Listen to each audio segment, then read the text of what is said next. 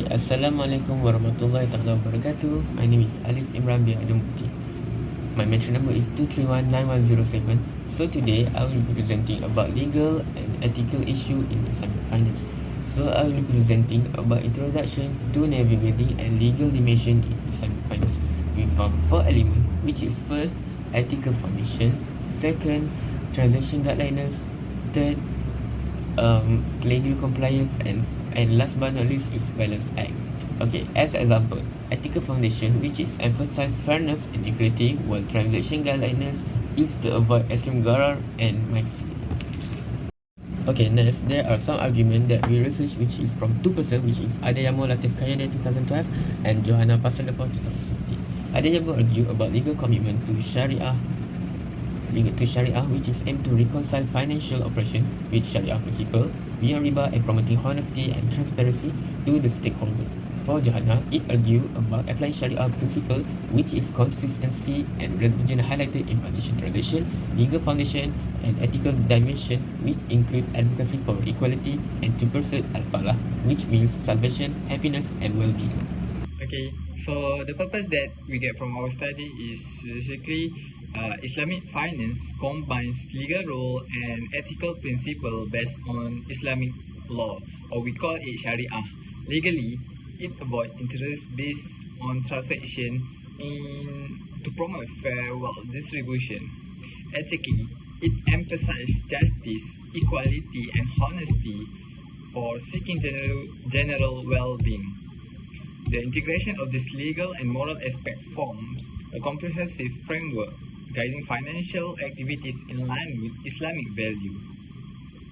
Next, it's the approach which emphasizes on ethical foundation, social justice, and adherence to Sharia law.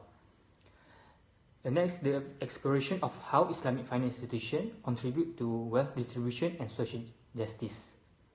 The discussion on moral principles, including the prohibition of interest and promotion of profit and loss sharing agreements.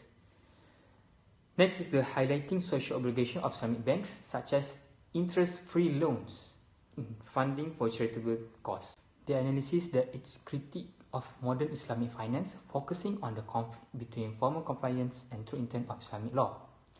The discussion on basic sources of Islamic money and the two key prohibitions, which is the riba and gharar. The main characteristics of Islamic finance, such as asset-backed financing and the prohibition of interest. And lastly, is the emphasis on the importance of upholding the goals and spirit of Sharia Islamic financial transaction. My name is Aizah Shmabal bin Karuzan, method number 2312935. What are the findings regarding the strength and weakness of Islamic finance? The first one, Sharia compliance. Parties within the framework of Sharia, prohibited transactions such as riba, garden, and maisa are basically forbidden. This sharing and partnership promotes partnership between the parties, encourages more equitable distribution of risks and rewards. Long-term stability and social responsibility are also some of the strength. While for the weaknesses is interpretation and consistency, can be differences in terms of interpretation of Sharia principles, leading to inconsistency across Islamic financial institutions. Lack of standardization, no universally accepted set of standards lead to variation practices among different institutions. Financial engineering challenges, lack of consumer awareness, and globalization challenges are also some of the weaknesses. Welcome to the exploration of Islamic finance's limitations. Diving first into our discourse, we turn our attention to the issue of tug of war, market participation versus Sharia. Islamic finance, rooted in the principle of Sharia law, provides a unique and ethically centered approach to financial transactions. However, the pursuit of market share and profitability often eclipses the focus on adherence to Sharia principle. Moving on to the great divide, theory versus practice, we encounter the issue of the increasing gaps between theory and practice. A multitude of Islamic finance institutions resort to mimicking the conventional finance products while they employ intricate structure adhere to Sharia law. At a superficial level, implementing Islamic finance comes with its unique set of challenges. The absence of a universal regulatory and legal framework for Islamic finance creates operational difficulties, variation of interpretations of Sharia law across different regions for their complicated matters. Additionally, the lack of appropriate infrastructure and expertise to develop and manage Islamic financial products poses a significant hurdle. These factors collectively constrain the growth and effectiveness of Islamic finance. Our next topic is the practical implication of the study. In the spotlight is the need for more research on how different factors sway investor decisions. We need to analyze why investors favored debt over equity or partnership over both.